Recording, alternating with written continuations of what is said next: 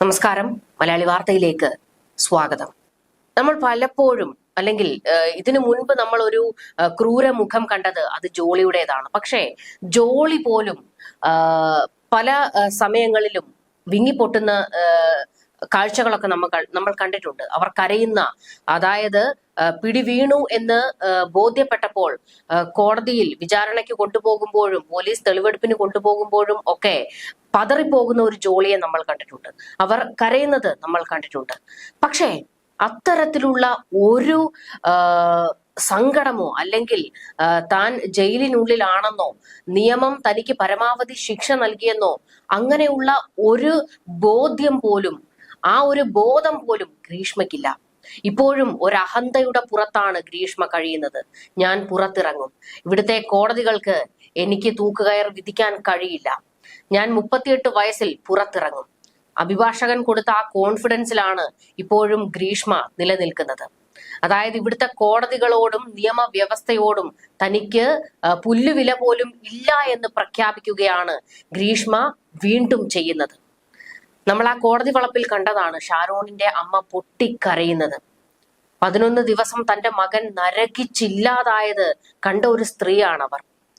ലോകത്തിൽ വേറെ ഏതൊരു അമ്മയ്ക്കുണ്ടായി കാണും ഇത്രത്തോളം വലിയ ദുരന്തം. ആ അമ്മ കോടതിക്കുള്ളിലും കോടതി മുറിയിലും കോടതിക്ക് പുറത്തുമെല്ലാം പൊട്ടിക്കരയുന്നത് ഈ ഗ്രീഷ്മ കണ്ടതാണ്. ഒരമ്മയുടെ കണ്ണുനീർ കണ്ടിട്ട് പോലും ഗ്രീഷ്മയ്ക്ക് ഒരു കുലുക്കവുമില്ല, പശ്ചാത്താപവുമില്ല. കഴിഞ്ഞ ദിവസമാണ് അട്ടക്കുളങ്ങരയിലെ ജയിലിൽ ഗ്രീഷ്മയുടെ അമ്മയും അച്ഛനും കാണാൻ വന്നിരുന്നു. മകൾ അഴിക്കുള്ളിൽ കിടക്കുന്നത് കണ്ടുകൊണ്ട് ആ അമ്മയും അച്ഛനും പൊട്ടിക്കരഞ്ഞു.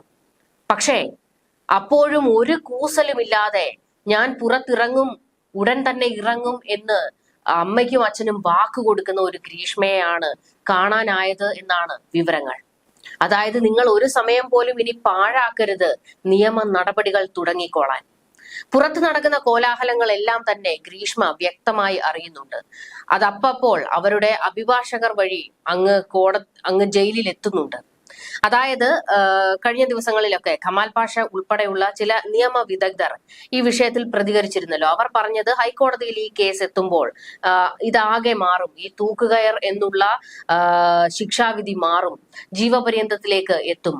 ഹൈക്കോടതിയിൽ ഗ്രീഷ്മയുടെ പ്രായവും അതുപോലെ തന്നെ മുൻപ് അവർക്ക് ക്രിമിനൽ പശ്ചാത്തലം ഇല്ലാത്തതും ഷാരോൺ ഇവരെ ബ്ലാക്ക്മെയിൽ ചെയ്തു എന്നുള്ള കാര്യങ്ങളൊക്കെ കൃത്യമായി സമർത്ഥിക്കാൻ ഗ്രീഷ്മയുടെ അഭിഭാഷകന് കഴിഞ്ഞാൽ തൂക്കുകയർ ഒഴിവാകും എന്നൊക്കെ നിയമ വിദഗ്ധർ ഇവിടെ ഘോരം മാധ്യമങ്ങളിലും മറ്റും വന്നിരുന്ന് ഇതിനെക്കുറിച്ച് വിശദമായി സംസാരിച്ചിരുന്നല്ലോ. അപ്പോൾ അതെല്ലാം ഗ്രീഷ്മ അകത്തിരുന്നു കൊണ്ട് അറിയുന്നുണ്ട്.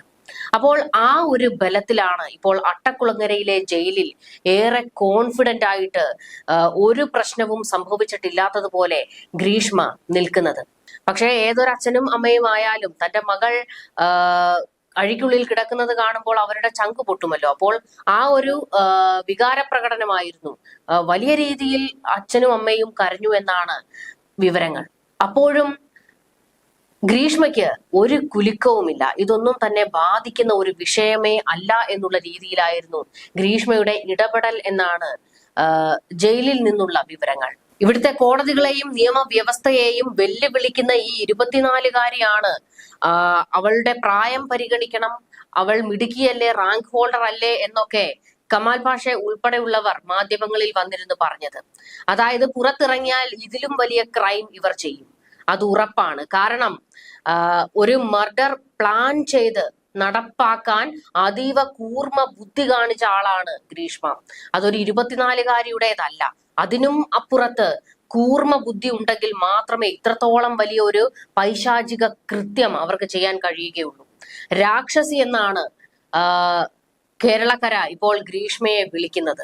ഇനിയും തനിക്ക് പഠിക്കണം, തന്റെ പ്രായം പരിഗണിക്കണം എന്നൊക്കെ ഗ്രീഷ്മ കോടതിയിൽ പറഞ്ഞിരുന്നല്ലോ. ഇനിയും എന്താണ് ഇവർക്ക് പഠിക്കാനുള്ളത്? ക്രിമിനൽ സൈക്കോളജി വല്ലതുമായിരിക്കും. കാരണം ഒരു മനുഷ്യനെ എങ്ങനെ കൊല്ലണം, അതിനുവേണ്ടി എന്തെല്ലാം കാര്യങ്ങൾ നടപ്പാക്കണം എന്നൊക്കെ അതിനെക്കുറിച്ചൊക്കെ ഇനി ആധികാരികമായി പഠിക്കാനുള്ള ഒരു നീക്കമായിരിക്കാം. ഗ്രീഷ്മ ഇതുവരെ പശ്ചാത്തപിച്ചതായി വാർത്തകൾ എവിടെയും വന്നിട്ടില്ല. തന്റെ ചെയ്തിൽ യാതൊരു കുലുക്കവുമില്ലാത്ത നിലപാടിൽ തന്നെ അവർ ഉറച്ചു നിൽക്കുകയാണ്. വധശിക്ഷയ്ക്ക് വിധിക്കപ്പെട്ട് ജയിലിൽ കഴിയുമ്പോഴും മനസാന്നിധ്യം കൈവിടുന്നില്ല ഗ്രീഷ്മ. അഴിയെണ്ണുമ്പോഴും നല്ലൊരു ജീവിതം തന്നെ കാത്തിരിപ്പുണ്ട് എന്ന ആത്മവിശ്വാസത്തിലാണ് അവർ.